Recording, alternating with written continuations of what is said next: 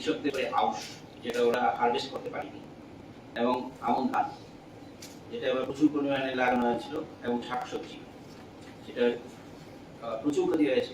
কাজে কৃষি এবং কৃষক কল্যাণ দপ্তরের আধিকারিক এবং কর্মচারীগণ স্থানীয় প্রশাসনের সহযোগিতায় দ্রুত ক্ষতিগ্রস্ত এলাকাগুলি পরিদর্শন করে প্রাথমিক ক্ষয়ক্ষতি নিরূপণ করার উদ্যোগ নিয়েছে। আমরা বৃষ্টিপাতের পরিমাণে যদি আমরা যাই, তাহলে আমরা দেখতে পারি যে 22 আগস্ট 2024 থেকে যে বৃষ্টি হয়েছে বিভিন্ন ডিস্ট্রিক্টে, এর মধ্যে আমি শুধু বলবো ডিস্ট্রিক্ট ওয়াইজ, মানে যেটা বৃষ্টিটা হয়েছে 22 আগস্ট থেকে আজ পর্যন্ত, 22 আগস্ট পর্যন্ত, মানে 1 আগস্ট থেকে 22 আগস্ট পর্যন্ত, এবং 20 এবং 22 আগস্টে কত হয়েছে। তো প্রথমটা হচ্ছে স্বাভাবিক বৃষ্টিপাত। স্বাভাবিক বৃষ্টিপাত উত্তর ত্রিপুরাতে 270.5, আর আগস্ট মাসে 22 তারিখ পর্যন্ত 459.7 মিলিমিটার বৃষ্টি হয়েছে, যেটা 70% বেশি স্বাভাবিক। এবং 3 দিনে 20 থেকে 22 আগস্ট ধর্মনগরে, মানে যেটা বৃষ্টি যেখানে মাপা হয়, এখানে 267.4 মিলিমিটার বৃষ্টি।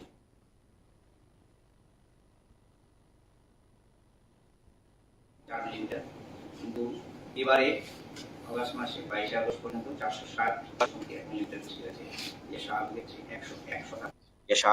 101% বেশি। কৈলাসহরে 3 দিনে যে বৃষ্টিপাত মাপা হয়েছে 20 থেকে 22, সেটার পরিমাণ হচ্ছে 267.4 মিলিমিটার। ধলাই জেলাতে স্বাভাবিক বৃষ্টির পরিমাণ থাকে 188.9 মিলিমিটার। প্রাপ্ত বৃষ্টিপাত যেটা আগস্ট মাসে হয়েছে, এটা 599.7 মিলিমিটার, এটা স্বাভাবিকের চেয়ে 217%। এবং গন্ডাছড়ায় যেখানে রেইন গেজ আছে, এখানে মাপা হয়েছে 400 মিলিমিটার, 400.9 মিলিমিটার। ওয়াই ডিস্ট্রিক্টে স্বাভাবিক বৃষ্টিপাতের পরিমাণ হচ্ছে 212.8 মিলিমিটার, আর আগস্ট মাসে 22 আগস্ট পর্যন্ত হয়েছে 645.5 মিলিমিটার বৃষ্টি, এটা 203% স্বাভাবিকের চেয়ে বেশি।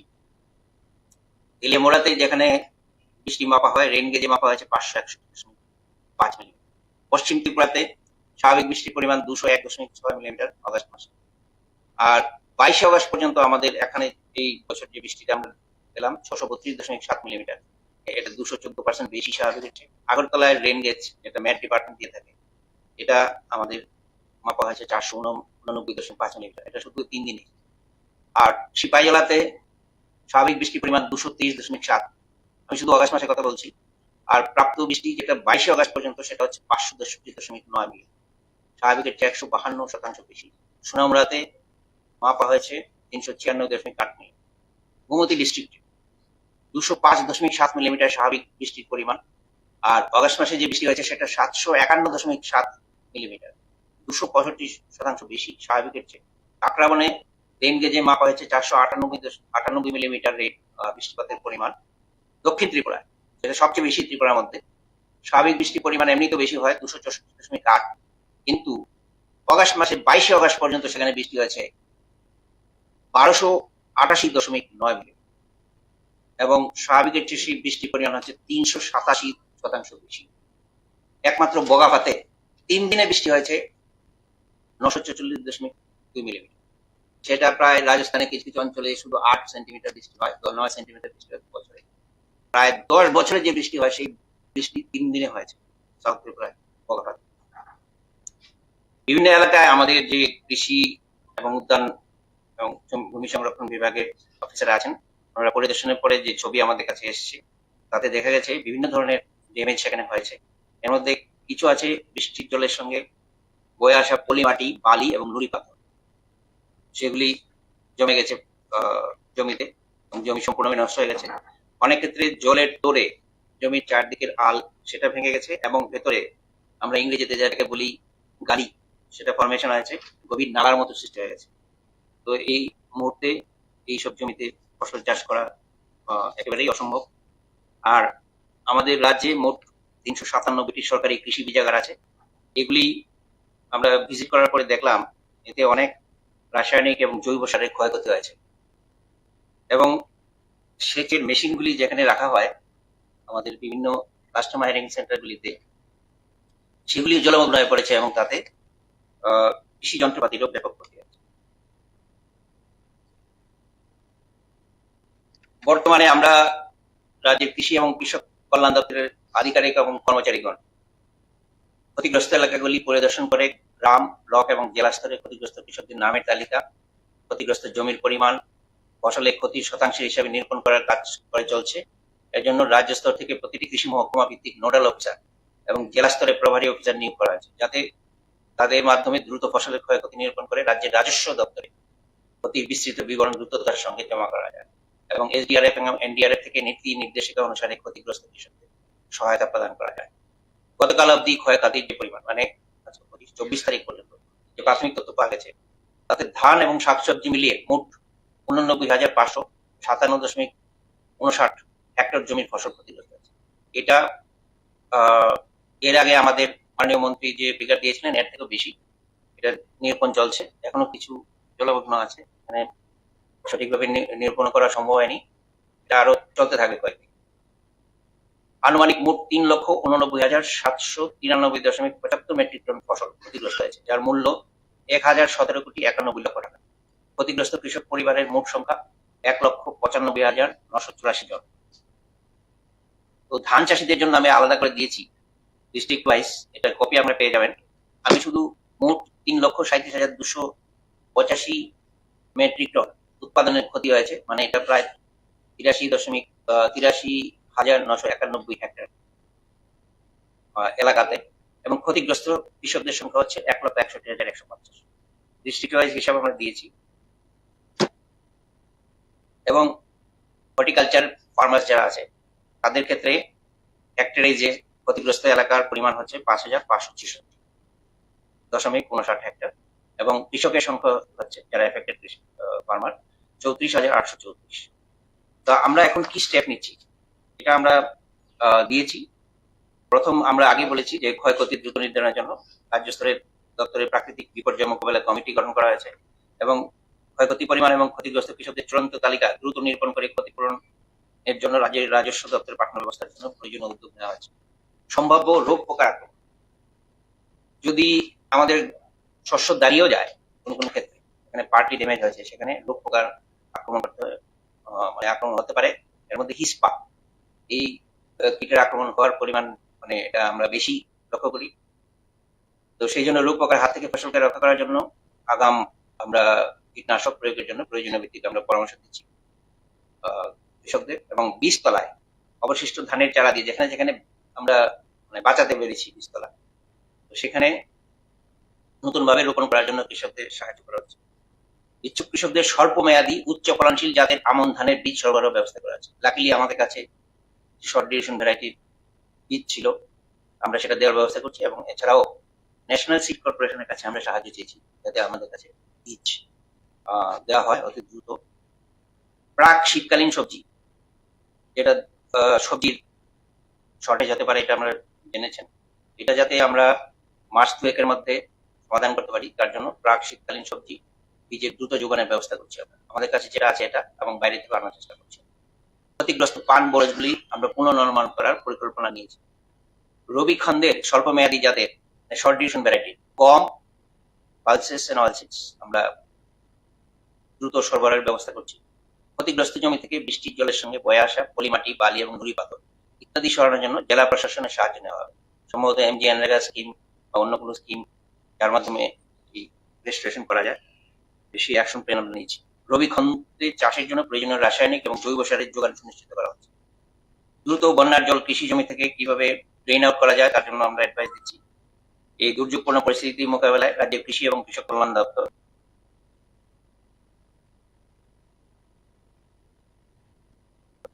সর্বতভাবে আমাদের অন্নদাতা কৃষকদের পাশে থাকবে, এটা আমি নিশ্চিত করতে চাই আজকে সবার সামনে।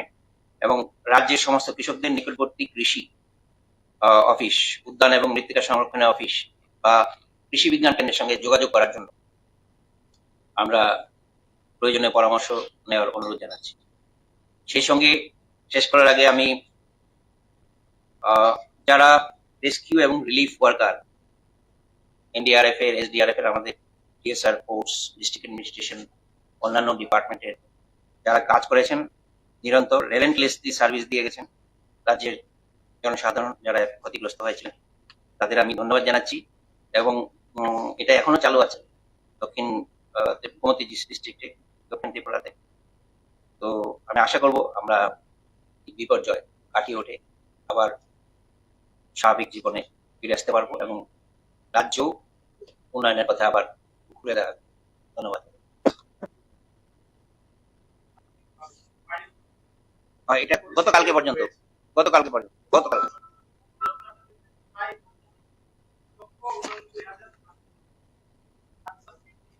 হুম, ইয়েস।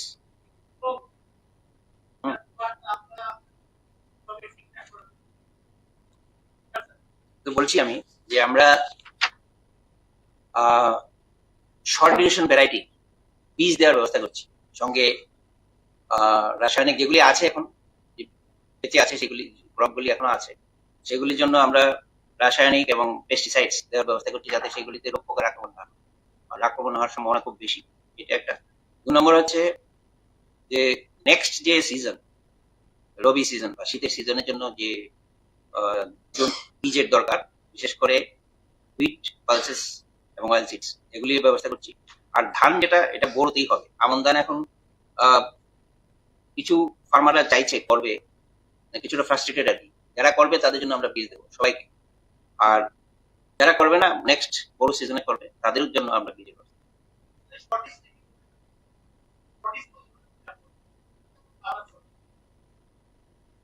শর্টেজ কাভার আপ করার জন্য আমরা তো বাইরে থেকেও বীজ আনছি, বীজের তো দেখতে হবে আমাদের। আর কিছু তো সবার কাছেই মজুদ থাকে, এই না যে 3-4 মাসের ফুড গ্রেনস আমাদের রাজ্যে মজুদ আছে। তো এটা তো বিভিন্ন ব্যবসায়ীদের কাছে আছে, ফুড ডিপার্টমেন্টে আছে, এফসিএল গোডাউনে আছে, এগুলি তো থাকে। আর আমরা তো প্রোডাকশন নিয়ে কনসার্ন, প্রোডাকশনটা যাতে হয়। তো এখানে আমার মনে হয় না 50%-এর মধ্যে বা 25%-এর মতো বেঁচে থাকতে পারে, 75%-এর মতো ক্রপ নষ্ট হয়ে যাবে। তো আমরা আশা করব বিভিন্ন রকম প্র্যাকটিসের মাধ্যমে বড়তে বেশি করে এরিয়া যাতে আমরা নিতে পারি, এর মাধ্যমে আমরা চেষ্টা করব যাতে ক্ষতিপূরণ করা যায়।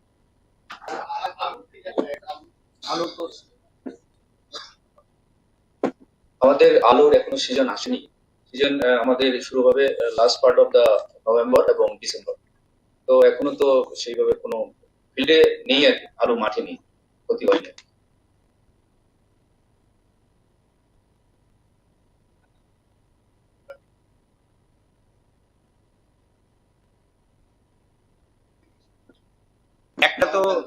একটা তো এসডিআরএফ থেকে আছে। এটা বাদে আমি মনে করি যে পিএমএফ এর যে যারা সাবস্ক্রাইবার আছে, খুব বেশি না সংখ্যাটা, এবার একটু কম আছে, কারণ এনরোলমেন্টটা কম আছে। তারা যেটা পাবে সুবিধা, পিএমএফ বা এদের তো পাবি। এছাড়া বাকিটা এসডিআরএফ দিয়ে কভার করা হবে। এসডিআরএফ জাস্ট একটা অ্যামাউন্ট একটা দেবে, মানে অ্যাজ পার গাইডলাইন্স। আমাদের দিক থেকে আমরা এখনো ক্যাশের কথা চিন্তা করিনি, আমরা কাইন্ডলি দেওয়ার ব্যবস্থা করছি। যত রকম মানে মিনি কিট, এর মধ্যে বীজ থাকবে, রাসায়নিক থাকবে, সার থাকবে, আর অন্যান্য জিনিস থাকবে। এখন আমাদের ফোকাসটা হচ্ছে যে আমরা কিভাবে এই শর্টেজটাকে ম্যানেজ করবো, সবচেয়ে ইম্পর্টেন্ট। কারণ এটা বিশাল ক্ষতি, আনপ্রেসিডেন্টেড লস, এটা ম্যানেজ করাটা কঠিন। এটা বড় চ্যালেঞ্জ আমাদের ডিপার্টমেন্টের সামনে। We are trying our best.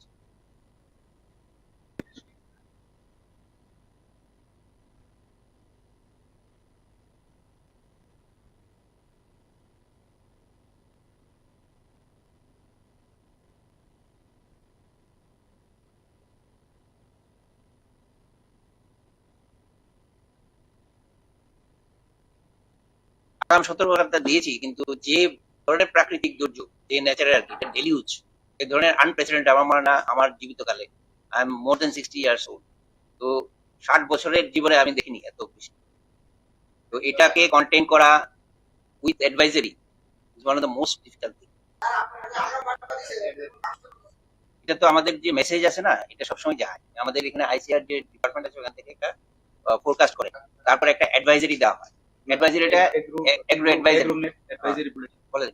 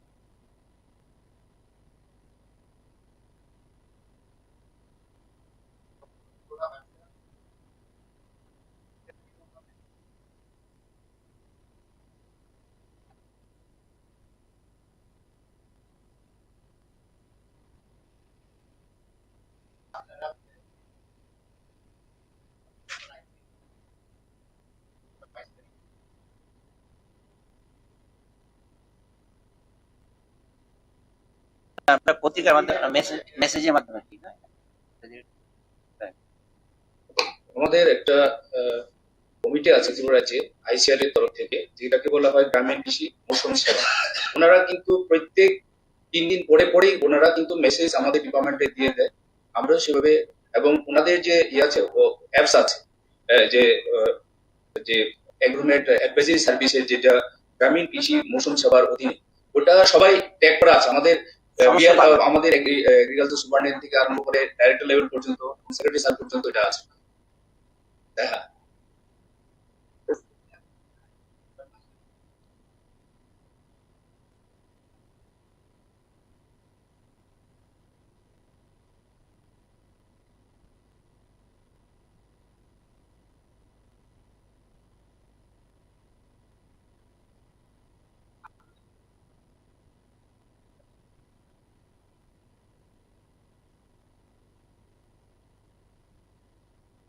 এটা তো প্রত্যেক দিনই জেনারেট হয়, যেদিন মানে ওয়ার্নিং দেওয়া হয় এটা ফার্মারদের কাছে, ফার্মারদের ফোন নাম্বার আছে আমাদের কাছে, এটা ফার্মারদের মোবাইলেও চলে যায়।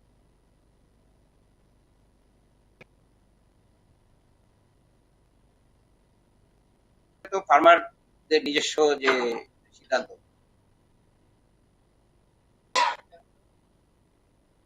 রেগুলারলি দেওয়া হয়। চলছে রেগুলারলি দেওয়া হয়।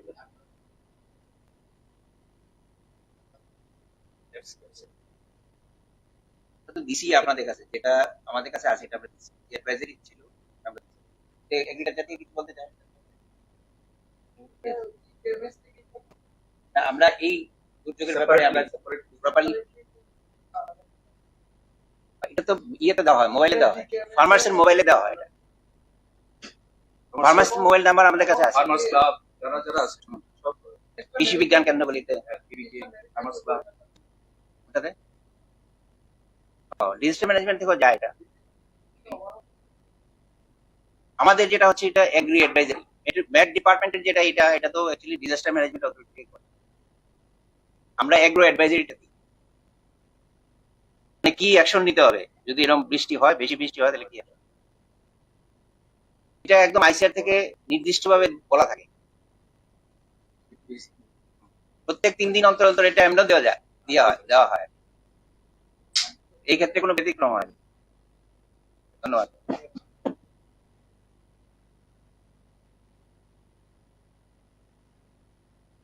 থানায় 26 জুলাই সালমারিব ধর্মনগর প্রগতি